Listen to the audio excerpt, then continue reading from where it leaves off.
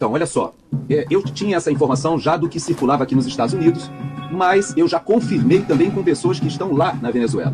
Os filhos do Maduro já deixaram o país. Então, os 3 filhos da esposa e o filho biológico dele já deixaram a Venezuela. O Maduro tem 3 aviões que estão à disposição dele exclusivos. Esses aviões, ele já posicionou em alguns locais, já estão com combustível, tripulação pronta, e existem 3 possibilidades levantadas pelo Serviço de Inteligência aqui dos Estados Unidos. Primeira opção, óbvio, é aquela mais evidente, seria para Cuba, ele se refugiar em Cuba, mas isso não bate muito com o próprio estilo, né, dos ditadores, que não vão querer ficar em Cuba. Hoje, Cuba passa por uma pobreza muito grande e não creio que essa seja realmente a opção. A segunda, que foi levantada pelo Serviço de Inteligência, seria uma escala de algum tempo na República Dominicana. Também não creio muito, porque há muita presença dos Estados Unidos ali na República Dominicana. Então, qual é a opção vencedora que todos estão apostando? É que Maduro já deslocou, inclusive, grande parte de recursos para lá. Há quem fale em 3 bilhões de dólares que já foram mandados antecipadamente para a Turquia. Veja que a Venezuela é um dos poucos países da América do Sul, se não o único, que tem voo direto para Ankara.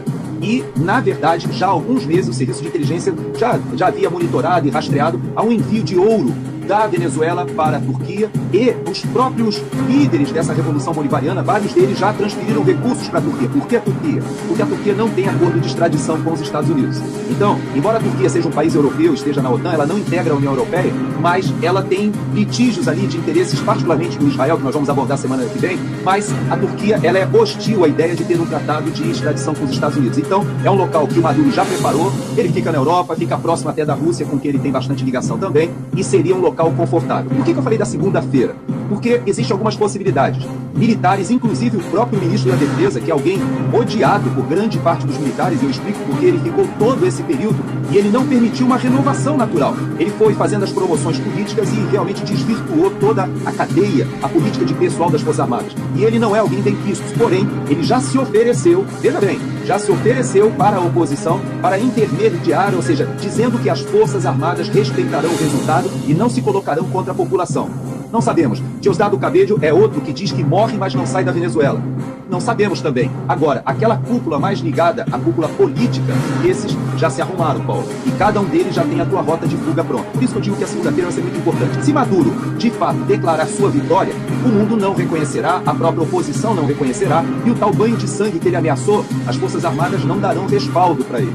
Por outro lado, se a oposição vence, como você bem disse, se ficar o bicho pega, se correr o bicho come, ou seja, ele não pode permanecer, ele e essa cúpula, porque ainda que seja negociada uma anistia, isso não será no primeiro momento. E sabe o que o ministro da Defesa falou? Ele disse o seguinte: bom, se o Maduro vencer e se a oposição aceitar, ótimo. Mas se acontecer o revés, se o Maduro perder, a nossa proposta é que o derrotado se afaste um pouco, descanse, até que haja uma transição pacífica. Então você veja que o Celso Amorim está se deslocando para lá e vai ter que informar o que está acontecendo. Lula não foi assistir às cerimônias em Paris, nós vimos já o Boric e até mesmo o Gustavo Petro, todo mundo dizendo, olha, já deu, Maduro, já deu, está numa boa hora para você botar o seu chapéu e tirar o time.